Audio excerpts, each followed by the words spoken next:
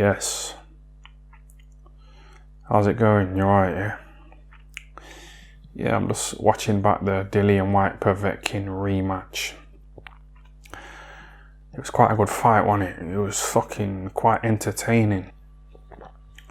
You know, he fucked up Povetkin, you know, with that trademark left hook.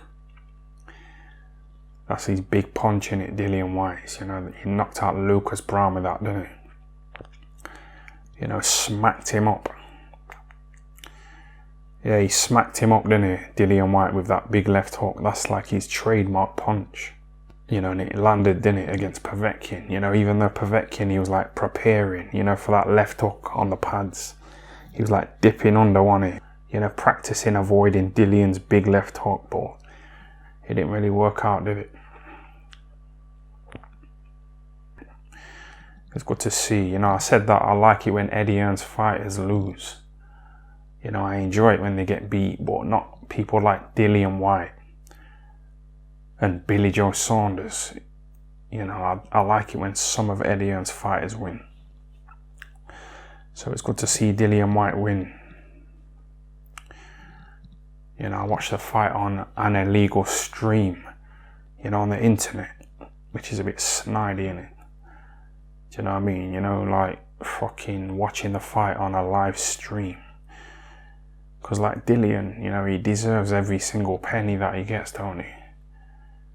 You know, he's come from the bottom. You know, he said in interviews that he used to stand outside of leisure centres, you know, trying to sell tickets for his fights half an hour before he boxed. You know, trying to sell tickets so he can make a few £100. So he's fucking come from the bottom. You know, and he's nearly at the top. He's not world champion yet, is he?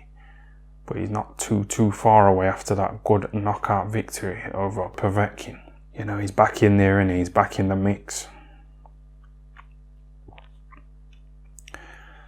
Which I'm happy about, because like I say, you know, he started from the bottom. He didn't have the big fancy build-up, you know, like Joshua did. You know, boxing in the Olympics and Lennox Lewis, you know, them guys. They would have got a lot of funding, you know, for representing Great Britain in the Olympics. So they had a bit of a step up, didn't they? And these promoters like Eddie Hearn and Frank Warren, they look at these Olympians, you know, and just sign them up. But Dillian, he didn't have any of that, did he? You know, and he's still done well. Multi-millionaire, you know, he's back in the world title contention, isn't he? So yeah, I'm happy for him. You know, going into the fight, people were saying, you know, Dillian, he might kind of pussy out, you know, after the first fight. He might be a bit fucking nervous and a bit gun shy, you know, and a bit like hesitant, you know, after what happened in the first fight. So people thought that Dillian, you know, he'd go in there a bit, you know, he'd like pussy out, you know, like Joshua against Ruiz. Some people say that Dillian, he might have lost that killer instinct, but he didn't, did he? He didn't fucking lose it at all, did he, man? Now, Dillian, he's got that fighter's mentality on it. You know what I mean? Even though he got knocked out by Povetkin, he thought, fuck it. I'm going to smack this guy up. You know, he didn't run around the ring, did he, like Joshua did against Ruiz. He went for the kill, didn't he, Dillian? It was good to see. He's got that fighter's mentality on it. He said that, you know, at the start of his career, like Sky Sports, they tried to like label him as the thug, the criminal, you know, the gangster, the fucking murderer. They were trying to give him that image, weren't they? You know, and you know, when he was wearing that big coat, you know, it kind of added to it, didn't it? It added to that image. You know, it added to the image of Dillian being a fucking gangster. That's what Sky Sports were trying to make him out to be. But that's what Joshua was, wasn't he? Joshua was a drug dealer, you know, he was the criminal. So it's quite ironic, innit, how Sky Sports were trying to like label Dillian as being the criminal. But it was fucking Joshua who was doing that, wasn't he? But Joshua's trying to like distance himself from that, innit? He doesn't mention it, does he, at all, Joshua? You know what I mean? He doesn't mention his drug past. But he's labelled as the good guy, innit? But he's the one with the criminal past.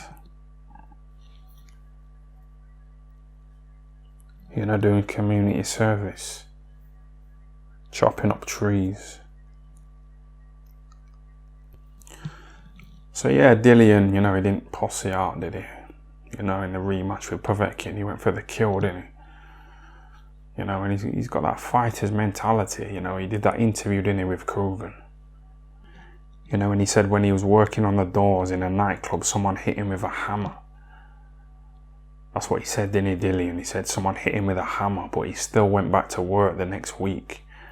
And then someone tried to stab him and he still went back the next week. You know what I mean? That's what he said, didn't he, Dillian, you know, in his interview with Coogan.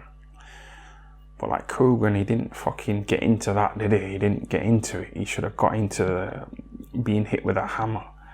You know, that's fucking interesting, isn't it? Getting stabbed. Why didn't you ask him about that? That's fucking interesting, man. Coogan should have like jumped on that little topic of Dillian getting hit with a hammer. But he just fucking moved on, didn't he? He fucked up, didn't he, Coogan? That was an interesting story from Dillian White. You know, when he said when he used to work on the doors in a club, he got hit with a hammer and he got stabbed, you know what I mean? That's interesting. Like, why didn't fucking Coogan get into that? You know, he fucked up again, didn't he? He fucked up, man. But yeah, Dillian, I'm glad he won, man. He's a fucking nice guy, isn't he? You know, bringing in the stool so Povetkin can have a little sit down. That was quite good of him, wasn't it, Dillian? Well, yeah, what do you think of that? You know, Dillian bringing in the stool for Povetkin. It's quite a nice thing to do, isn't it? You know, Mike Tyson, you know, when he used to like fuck up his opponents and he used to like pick them up, you know, and help them out. I didn't like that. That was like a late Mike Tyson, wasn't it? The early Mike Tyson used to just like fuck them up and just leave them there. And that's what I liked, you know, like, I don't want to sound horrible. It sounds a bit horrible, but I used to like it when Mike Tyson used to fuck them up and just like leave them, you know, face down. You know, he had that image, didn't he, you know, as the baddest man on the planet. I used to like that Mike Tyson. But yeah, Dillian giving Povetkin the stool and making sure he's okay, that was quite nice of him on it. He's a nice guy, isn't he, Dillian? Yeah, I like him. You know, when I say that, I'm glad when Eddie Hearn's fighters lose. I don't mean all of them. You know, I like people like Dillian and Billy Joe Saunders. So, you know, those Eddie Hearn fighters, I like it when they win. So I want Billy Joe to beat Canelo, but it's a big ask, innit? It's a fucking big ask, man. Boxing's all about money now, innit? And they pumped a load of money into Canelo, so they're going to make sure he wins, aren't they?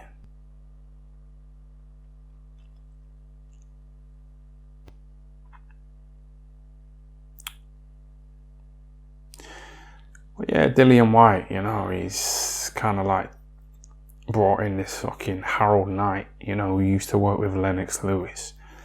And now all of a sudden, this Harold Knight, he's getting a lot of praise. You know, because Dillian fucked up Povetkin. This Harold Knight's being brought in. And he's being given a lot of praise. But what do you think of that? I don't know. People are giving him a lot of praise, you know, because his name is kind of linked to Lennox Lewis's. But we know Lennox Lewis was trained by Emmanuel Stewart. So exactly what did this Harold Knight contribute, you know, to that Lennox Lewis training camp? You know, he might have just been like the spit bucket carrier. So he might have been that guy, you know, the guy who was just there, just maybe even security, you know, like Coogan was with fucking Ricky Hatton. Imagine that. Imagine fucking Coogan being your security. It won't fucking work, man. Coogan only bodies like Prince Patel, don't he? But, you know, this fucking Harold Knight, he might have just been like that, you know, just the little fucking yes man, the little hype man, you know, a little groupie, you know, like AKA Skins, you know, hanging around Joshua for sexual reasons, you know, trying to get that posse, you know, Joshua's leftovers, He was a little fucking groupie, wasn't he? AKA Skins. You know, like that crocodile, you know, who used to hang around Mike Tyson. You know, he was just a clown, wasn't he? He was like a little hype man, you know, a little yes man. He was just hanging around all the time, wasn't he? Just talking a load of crap. He wasn't like a big contribution, was he, to Mike Tyson's training camp. He was just a little yes man, a little hype man. So I don't know if the same can be true of this Harold Knight. You know, he's getting a lot of praise, isn't he? It's like Matthew Hatton, you know him. He's the trainer of Ricky Hatton's son, Campbell Hatton, you know, who boxed the other day as well. You know, and people were like sending me messages, you know, slagging off this little Campbell Hatton, saying, oh, he's fucking shit, you know, he's never going to be like his dad.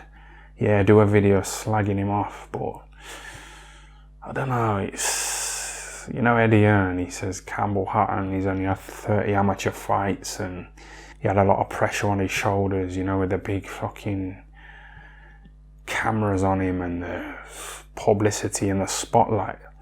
So he got nervous and he ran out of steam. And he was trying to impress his dad, Ricky Hatton. You know, but this Campbell Hatton, you know, he's fucking being trained by Matthew Hatton, isn't he? But, like, what has he done as a trainer? You know, we don't know how good he is as a trainer, do we? So Matthew Hatton's untested.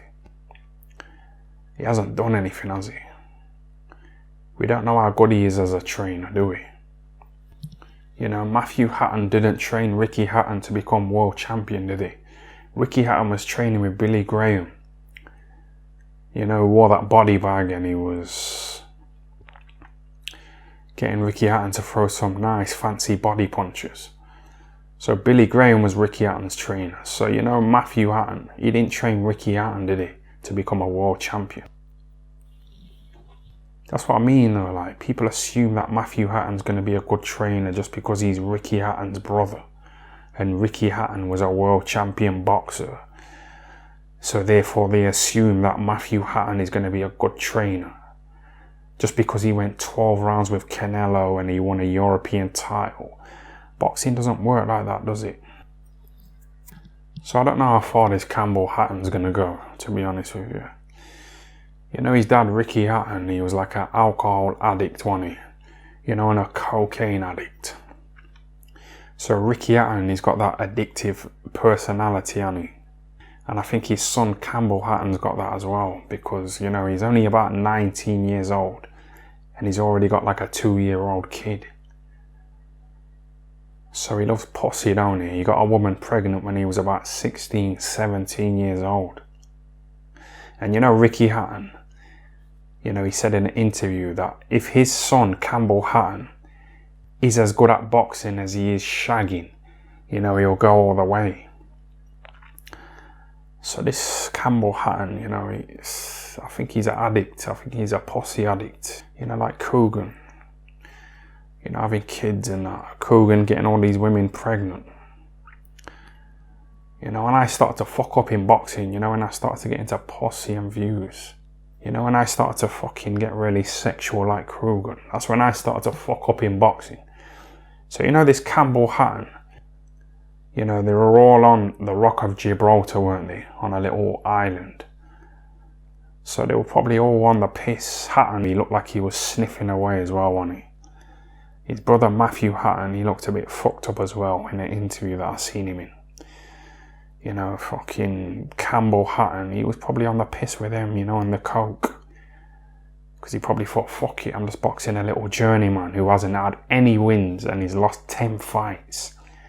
So I'll go on the fucking sniff with my dad, Ricky Hatton, and get pissed, you know, and just wake up tomorrow and just smack up this little journeyman. But it didn't really work out like that, did it?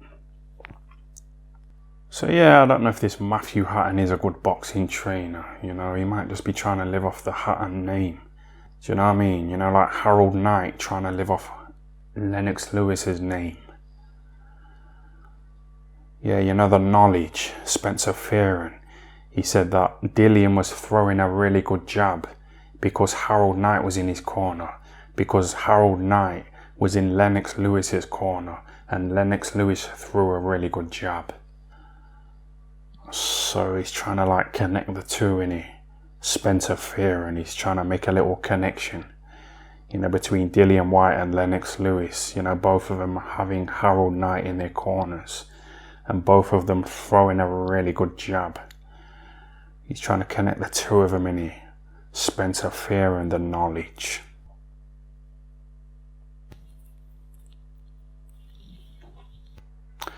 The knowledge. He thinks he's Malcolm X him, don't he?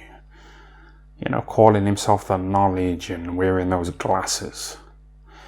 You know, and he's a Muslim in it, so he's probably part of the Nation of Islam. He's probably a part of that, isn't he? The knowledge. Black people are the superior race. You know, he's probably a part of that little black supremacist group, isn't he? The knowledge. He thinks he's Malcolm X, don't he? But yeah, Spencer Fearon, you know, the knowledge. He said in a little interview that, you know, Dillian's jab was really good, you know, and that's because of Harold Knight, you know, who worked with Lennox Lewis, who had a really good jab. So, you know, the knowledge is like assuming that this Harold Knight gave Dillian a good jab, you know, he's just assuming it, innit? But you can't be giving people credit like that. You know what I mean? You remember when Mick Hennessy said that Huey Fury shown shades of Ali? Do you know what I mean? Fuck, what is that? What the fuck is that? What kind of a thing is that to say? Huey Fury shown shades of Ali.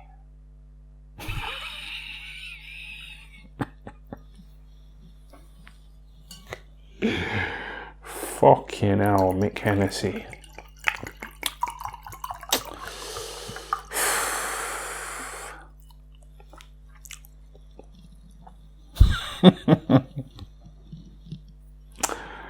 Huey Fury shown shades of Ali.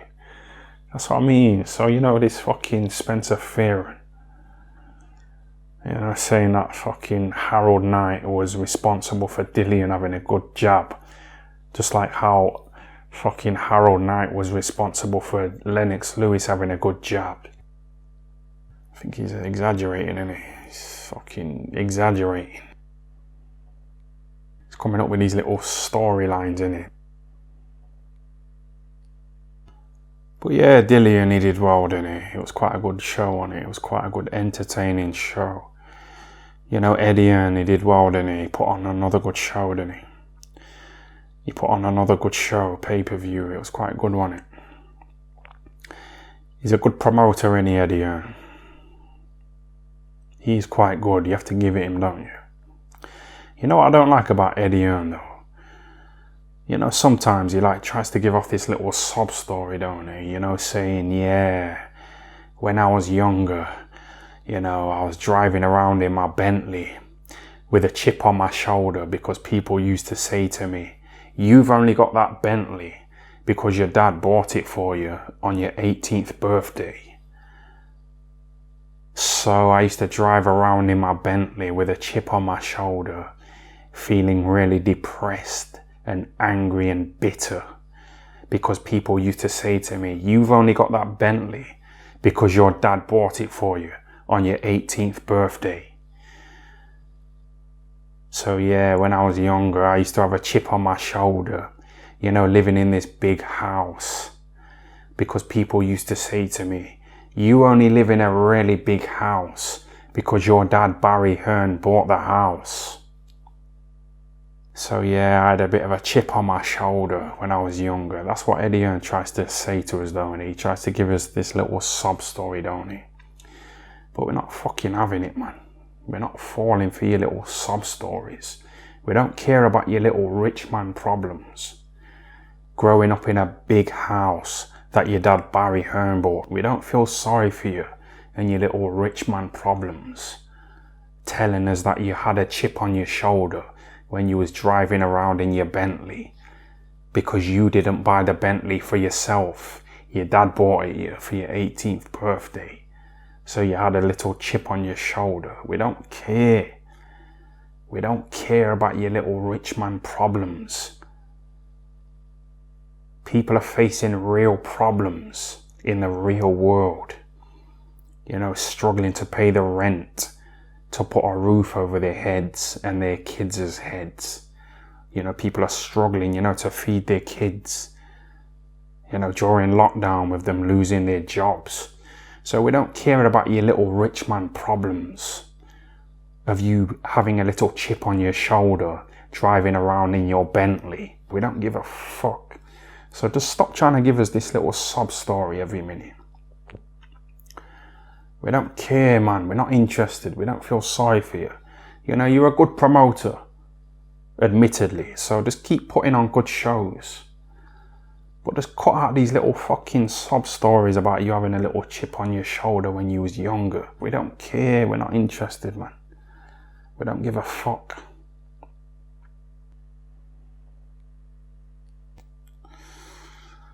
Well, he's a good promoter, innit? I wish he would just stick to putting on good shows and stop giving off these little sob stories that we don't give a fuck about. We don't feel sorry for you, man. Just keep putting on these good shows and that's it, and just leave it there. Just cut the fucking little sob stories out, man. We don't feel sorry for you at all. Not at all.